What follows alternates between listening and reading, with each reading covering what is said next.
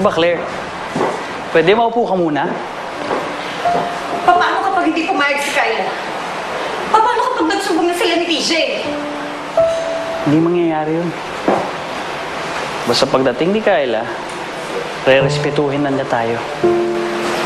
Ano ibig mong sabihin?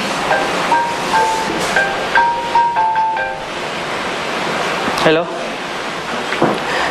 Yes, this is Kyla's dad. Who's this? Ano? Sige. Desmond, sino yan? Hello? Hello, nangyayari sa anak ko? Ha? Nasaan ang anak ko? Sabihin niya, nasaan ang anak ko?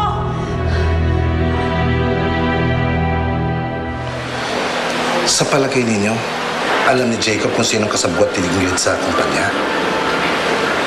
Malaki sana ang matutulong ng Lola para malaman natin kung sino may kagagawa ng lahat ng to. Maswerte sila at walang alaala pa si Jacob. Ligtas sila.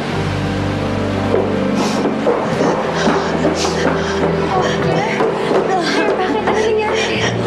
Nabaril ko si TJ. Siya kasi Kyla. Kailangan naman sa lipuntahan. Sasama rin ako. Ay, paano ka pa dyan? Ako, Diyos ko. Manny, narinig mo na biglang aking apo. Sino bang may gagawa nito sa isang batang katulad niya? Ano bang nangyayari, Manny, sa pamilyang ito? Bakit nagkakaganon? Ay, Diyos ko. May katapusan din po itong pagsubok na to. Ay, Manny.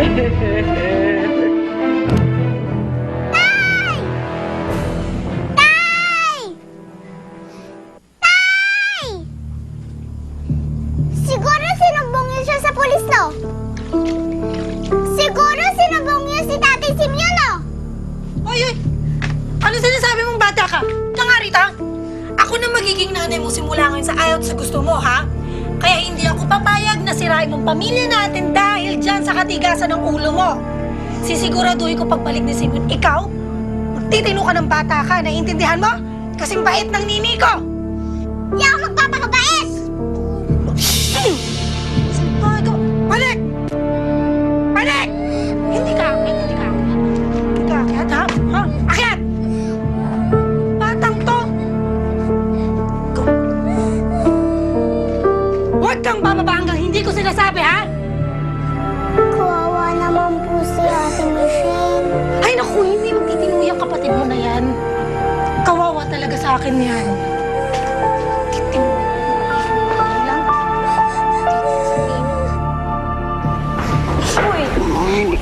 Paano na po si Black Kuya TJ? Ano yun, Jennifer? Sasakay na lang yun pa uwi. Bakit po? Bakit po? Bakit po kayo umiiyak?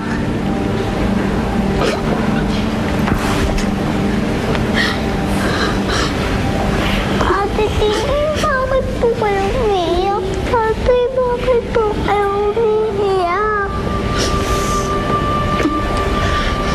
Kanina, si Kuya TJ mo, tsaka si Ate Kyla mo, nasa ospital.